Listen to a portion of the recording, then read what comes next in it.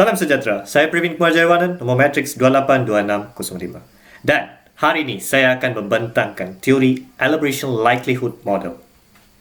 Elaboration Likelihood Model, ELM, adalah motivasi dan keupayaan pemprosesan menentukan perubahan sikap, di mana ia mengkaji dan menganalisis bagaimana seseorang individu atau sekelompok individu membentuk dan mengubah sikap mereka terhadap sesuatu. Elaboration Likelihood Model diperkenalkan dan diperkembangkan oleh Patty dan Cacioppo pada tahun 1979 yang sama sekali berbeza dengan teori penglibatan pertimbangan sosial yang menyatakan bahawa tahap penglibatan yang tinggi tidak selalunya melegakan pujukan atau perihal yang meyakinkan. Menurut pengasas teori ini, Richard E. Patty dan John T. Cacioppo, mereka berhasrat untuk menyediakan rangka kerja umum untuk mengatur, mengkategorikan dan memahami proses asas yang mendasari keberkesanan komunikasi persuasif.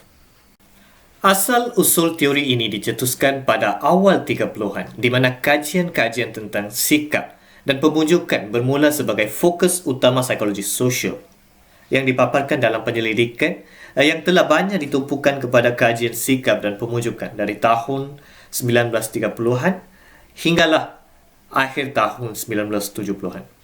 Mengenai penyelidikan ini, idea tunggal telah dicadangkan dalam dan oleh karya ahli psikologi Gordon Allport dan Edward Alford Ross. Menurut karya-karya mereka, Allport menggambarkan sikap sebagai konsep yang paling tersendiri dan sangat diperlukan dalam psikologi sosial contemporary.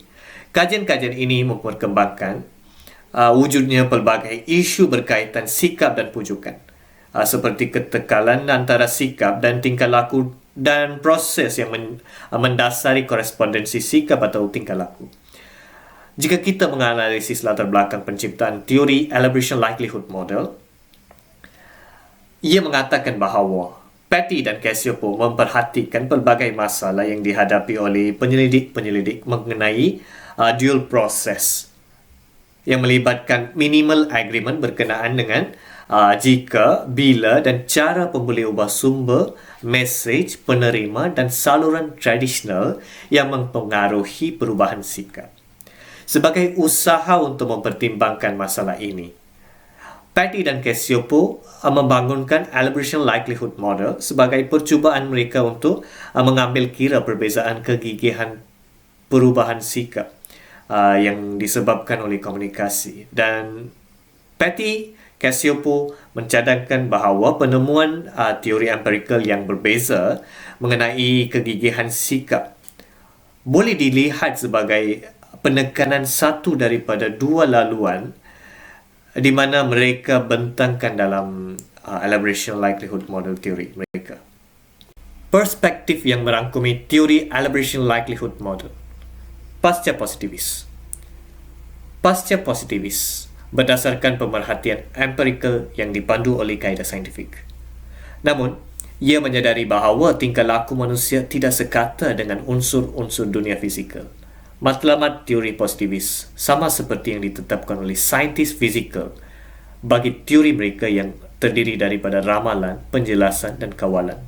Sebagai contoh, para penyelidik yang ingin menjelaskan bahawa operasi pengiklan politik, ramalan tentang iklan mana yang paling berkesan dan kawalan tingkah laku mengundi warga yang disasarkan, semestinya bergantung pada teori positivis. Ontologinya menerima bahawa dunia, bahkan dunia sosial, selain dari persepsi kita terhadapnya, yang mengatakan bahawa tingkah laku manusia cukup dapat untuk diramalkan bagi dikaji secara sistematik. Penentu laluan dalam Elaboration Likelihood Model. Faktor paling penting yang mempengaruhi laluan pemprosesan yang digunakan oleh individu adalah motivasi, iaitu keinginan untuk memproses mesej, dan keupayaan, iaitu keupayaan untuk penilaian kritikal. Tahap motivasi pula dipengaruhi oleh sikap dan perkaitan peribadi.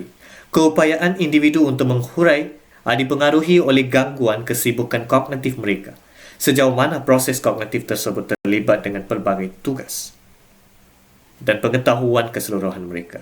Jadi, Secara keseluruhan, penentu laluan terdiri daripada motivasi, kemampuan dan peluang. Motivasi.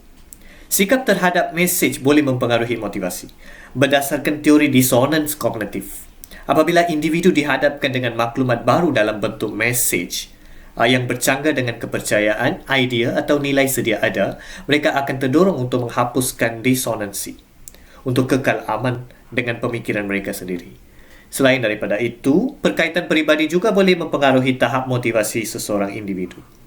Faktor tambahan yang mempengaruhi tahap motivasi adalah keperluan kognis individu.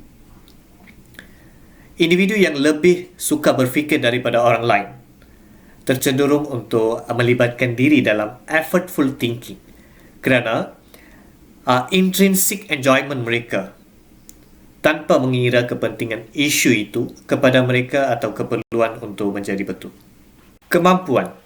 Keupayaan termasuk ketersediaan sumber kognitif seperti contoh ketiadaan tekanan massa atau gangguan dan pengetahuan berkaitan yang diperlukan untuk meneliti hujah. Gangguan, sebagai contohnya, bunyi bising di perpustakaan di mana seseorang cuba membaca artikel jurnal boleh mengurangkan keupayaan seseorang untuk memproses mesej. Cognitive busyness yang juga boleh berfungsi sebagai gangguan dan mengehadkan sumber kognitif yang tersedia untuk tugas yang sedang dijalankan bagi nilai mesej yang disampaikan.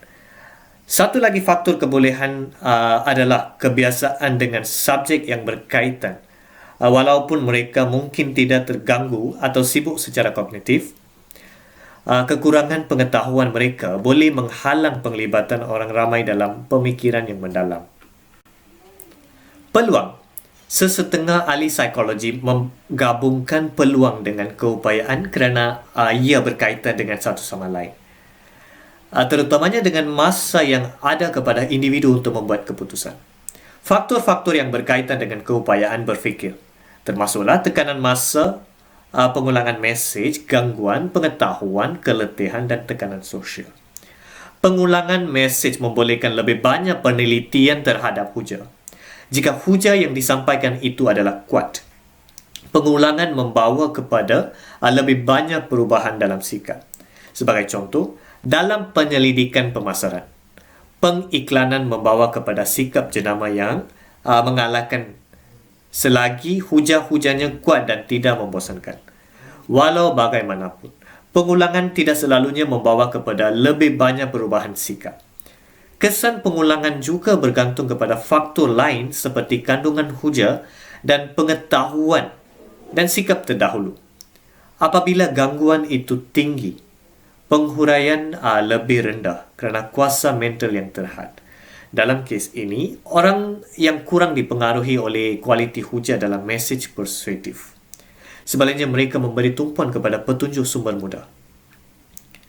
Hujah yang lebih kuat membawa kepada lebih banyak perubahan sikap apabila gangguan adalah rendah. Dan hujah yang lemah boleh membawa kepada lebih banyak perubahan sikap apabila gangguan adalah tinggi. Roots. Elaboration Likelihood Model mencadangkan dua laluan berbeza bagi pemprosesan maklumat, iaitu Central Roots dan Peripheral Roots. Elaboration Likelihood Model berpendapat bahawa terdapat banyak proses perubahan khusus pada elaboration continuum dari rendah hingga tinggi. Apabila proses operasi di hujung rendah pada continuum menentukan sikap, pujukan mengikut peripheral root. Apabila proses operasi tinggi pada titik akhir continuum menentukan sikap, pujukan mengikut central root. Central root. Central root digunakan apabila penerima mesej mempunyai motivasi serta keupayaan untuk memikirkan mesej dan topiknya. Di sini, penonton atau pengguna meneliti kandungan mesej daripada membaca secara bersantai-santai kerana tahap motivasinya yang tinggi. Pengguna tahu perkara yang penting bagi mereka. Akibatnya, mereka akan melabur minat dan meneliti mesej reka bentuk yang boleh dipercayai. Jadi, jika pengguna dipujuk melalui Central Root Processing, mereka akan menumpukan pada kekuatan mesej. Oleh kerana mereka akan terlalu memikirkan perkara yang disampaikan oleh mesej itu kepada mereka, keputusan untuk bersetuju dengannya adalah kerana kerja pengguna, iaitu pemikiran mereka. Mereka juga akan lebih cenderung untuk memberi tumpuan dan mengabaikan gangguan seperti pop-ups semasa mereka mencari maklumat yang diingini. Dan ini adalah penting untuk mempertimbangkan dua jenis faktor yang mempengaruhi bagaimana dan sejauh mana seorang itu akan menghuraikan mesej persuasif. Yang pertama adalah faktor yang mempengaruhi motivasi kita untuk menghuraikan. Dan yang kedua adalah faktor yang mempengaruhi keupayaan kita untuk menghuraikan. Motivasi untuk memproses mesej mungkin ditentukan oleh minat peribadi terhadap subjek mesej atau faktor individu seperti keperluan untuk kognisif. Tetapi jika mereka penerima mesej mempunyai sikap negatif yang kuat terhadap kedudukan yang dicadangkan oleh mesej, kesan bumerang, iaitu kesan bertentangan, mungkin berlaku. Di mana mereka akan menentang mesej dan mungkin berpindah dari kedudukan yang dicadangkan. Kelebihan central root adalah perubahan sikap cenderung bertahan lebih lama dan lebih meramalkan tingkah laku daripada perubahan yang berlaku pada peripheral root. Secara keseluruhannya, apabila motivasi dan keupayaan orang ramai untuk memproses mesej dan mengembangkan perincian berkurangan, isyarat perisian yang terdapat dalam situasi menjadi lebih penting dalam pemprosesan mesej mereka. Peripheral root. Peripheral root melibatkan tahap penghuraian yang rendah. Pengguna tidak meneliti mesej untuk keberkesanannya. Oleh itu, faktor lain boleh mempengaruhinya seperti gangguan. Ini termasuk pengguna seperti mereka yang tahu bahawa mereka mahukan item tetapi tidak tahu banyak tentang butiran-butiran item tersebut. Contohnya, seorang yang memahukan komputer riba baharu yang berkualiti tetapi murah, mereka lebih berkemungkinan untuk memproses melalui peripheral root berbanding mereka yang berpengetahuan tentang ciri-ciri khusus komputer riba. Jika pengaruh peripheral root ini tidak disedari sepenuhnya, penerima mesej berkemungkinan untuk mengekalkan sikap mereka sebelum ini terhadap mesej tersebut. Individu tersebut akan mengubah sikapnya buat sementara waktu terhadapnya. Tetapi perubahan sikap ini boleh bertahan jangka panjang, walaupun perubahan tersebut kurang berkemungkinan berlaku berbanding dengan central root. Ini adalah contoh pengiklanan yang baik bagi mesej persuasif menggunakan Elaboration Likelihood Model Theory. Iklan ini menggambarkan kedua-dua central root dan peripheral root untuk memujuk pengguna atau pembeli susu. Mengenai central root, iklan ini memberikan maklumat dan fakta untuk membolehkan pemerhati mencapai kesimpulan mereka tersendiri tentang bagaimana susu menjadi bahan api terbaik untuk badan kita. Bagi pengiklan yang ingin mendapatkan pelanggan seumur hidup, central root adalah yang paling berkesan kerana majoriti masyarakat sentiasa mencari pilihan yang sihat yang akan meningkatkan kesihatan mereka secara keseluruhan. Tetapi kerana central root adalah laluan yang lebih kompleks yang mungkin tidak memujuk semua pihak untuk menjadi pelanggan jangka panjang dan mencipta perubahan jangka panjang. Bagi mereka yang tidak dipujuk oleh central root, iklan ini mencabar pemerhati untuk menggunakan peripheral root. Mereka menggunakan peripheral cue, pihak berkuasa, yang menuntut kuasa ke atas subjek bagi menunjukkan penonton membeli susu. Iklan susu ini menggunakan pengaruh selebriti untuk mempromosikan minuman membina otot mereka. Pengguna peripheral root boleh muncul secara tidak sedar dari semasa ke semasa. Contohnya, setelah seminggu melihat iklan ini, mereka akan pergi ke kedai runcit untuk tujuan membeli belah. Ketika secara tidak sedar, mereka akan stok troli tersebut penuh dengan barang-barang yang berkhasiat. Memikirkan bahawa selebriti itu sihat kerana hasil daripada meminum susu itu.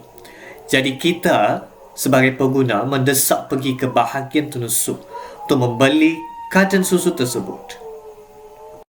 Berikutnya adalah gambar raja Elaboration Likelihood Model Theory. Hubungan konsep, variables. Hubungan konsep iaitu pembuli ubah atau variables pada asasnya adalah apa sahaja yang dapat meningkatkan atau mengurangkan daya pujukan terhadap mesej yang telah disampaikan. Variables atau pembuli ubah berfungsi sebagai hujah atau petunjuk peripheral bagi tujuan untuk mempengaruhi jiwa mesej yang disampaikan itu.